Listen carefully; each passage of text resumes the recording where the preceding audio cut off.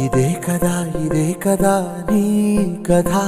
ముగింపులేనిదై సదా సాగదా ఇదే కదా నీ కథ ముగింపులేనిదై సదా సాగదా నీ కంటి రెప్పలంచున మనస్సు నిండి పొంగిన ఓ నీటి బిందువే కదా నువ్వెతుకుతున్న సంపద ఒక్కొక్క జ్ఞాపకానికి 100 ఏళ్ల ఆయువుందిగా ఇంకెన్ని ముందు వేచనో అవన్నీ వెతుకుతూ పదా మనుష్యులందు నీ కథ మహర్షిలాగా సాగదా మనుష్యులందు నీ కథ మహర్షిలాగా సాగదా